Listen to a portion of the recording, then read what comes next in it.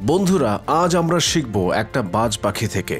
হ্যাঁ, ঠিকই শুনেছেন, যে পাখি আকাশের রাজা তাকে দেখে আমাদের অনেক কিছু শেখার আছে।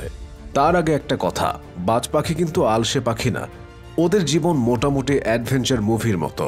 তো চলুন শিখি বাজ পাখির লাইফের 5টা দারুণ মজার পাঠ। নাম্বার 1, বেশি উঁচুতে উড়ুন, ছোট লোকদের এড়ান। বাজ পাখি সোজা আকাশে ওঠে, একেবারে অন্য পাখিদের ধরা ছোঁয়ার বাইরে। আর ছোটখাটো পাখি যারা, তারা বাজের সামনে ওড়ার সাহসও করে না। বাজ আমাদের শিখিয়ে দিয়েছে, যারা নেগেটিভ এনার্জি ছড়ায় বা ছোট চিন্তা করে তাদের থেকে দূরে থাকুন। একা থাকুন, তবু শান্তিতে থাকুন। নাম্বার 2, লক্ষ্য থাকুক এবং তা যেন 5G ভিশন হয়। বাজ পাখি 5 কিলোমিটার দূরের শিকারকে দেখার ক্ষমতা রাখে, আর লক্ষ্য ঠিক করার পর কোনো ঝড় বৃষ্টি তাকে আটকাতে পারে না।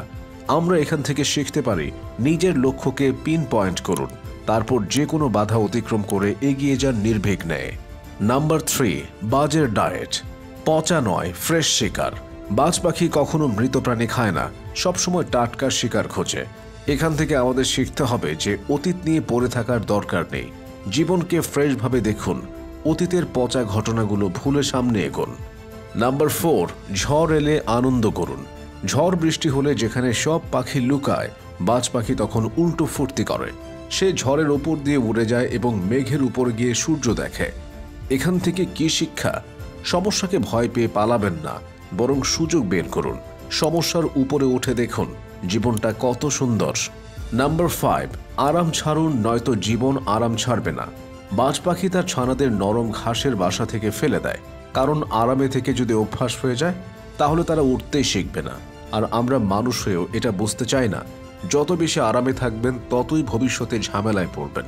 তাই এখন থেকে আরামের বুদবুদ ফাটান। বন্ধুরা, বাজ পাখির এই 5টা শিক্ষা যদি মজার মনে হয় তাহলে কমেন্ট করে জানাতে পারেন। আর সবচেয়ে মজার কথা, বাজের মতো জীবনের লক্ষ্য ঠিক করলেই সফলতা হাতের মুঠোয়। তো আজকের মতো এখানেই শেষ। আবার দেখা হবে নতুন মজার কোনো টপিক নিয়ে।